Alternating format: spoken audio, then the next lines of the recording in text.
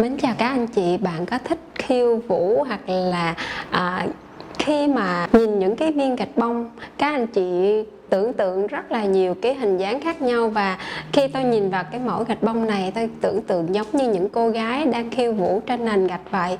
Thì Viettiles rất hân hạnh là đã cung cấp cho công trình Ủy ban Nhân dân thành phố. Đây là một công trình cũng khá là lâu đời và chúng tôi phải phục chế lại và y như nguyên bản, và đã tạo ra những mẫu phải là giống nguyên bản và đồng thời màu sắc cũng giống như vậy.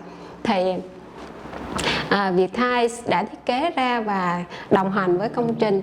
Thì chúng tôi từ những cái công trình nhỏ như nhà dân hoặc là một cái số khách hàng là làm quán coffee, chúng tôi luôn muốn là đồng hành với khách hàng, đó là những công trình phải đẹp và phải chất lượng. Thì ngày nay kiến trúc sư lại quay trở lại với những cái không gian hoài cổ, hoặc là chúng tôi hôm nay sẽ giới thiệu cho các anh chị vì sao là gạch bông lại sống lại một cách mạnh mẽ như vậy.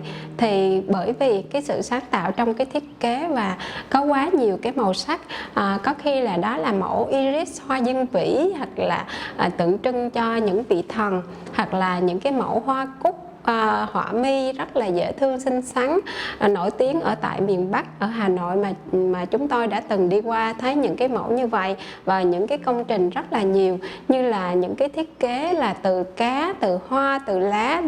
Và ngày nay kiến trúc sư không dừng lại ở cái việc là sử dụng những cái sản phẩm gạch bông hiện hữu có nữa, mà tôi luôn kích thích và mong muốn các kiến trúc sư thiết kế ra những công trình đẹp nhiều hơn. Và như vậy thì khi mà những cái thiết kế mới, chúng tôi luôn đồng hành với kiến trúc sư, tạo ra những cái mảng như là gạch bông gió hoặc là gạch bông lục giác mà chuyển đổi màu. Thì có quá nhiều cái sản phẩm như vậy. Thì nếu như các anh chị thích mẫu này, hoặc là muốn Viettiles tư vấn cho các anh chị yêu mẫu này nhưng mà các anh chị muốn cái màu sắc khác, thì chúng tôi cũng có thể đổi màu để các anh chị chọn lựa. Và với những cái thiết kế độc đáo và lạ mắt, thì tôi có những cái công trình như là mẫu Lego, là chỉ là từ chúng tôi một ngày chỉ sản xuất là 1 mét vuông gạch.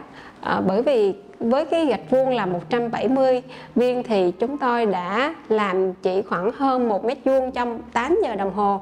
Một nghệ nhân đổ cực kỳ khó. Thì với những công trình khó, chúng tôi luôn muốn đồng hành để mà những kiến trúc sư được có những công trình như ý, hoặc là chủ đầu tư cũng có những cái công trình mà mình yêu thích như vậy. Thì chúng tôi luôn luôn là cộng tác và muốn với kiến trúc sư và những người yêu cái đẹp để tạo ra nhiều cái mẫu hơn nữa, nhiều công trình đẹp hơn nữa.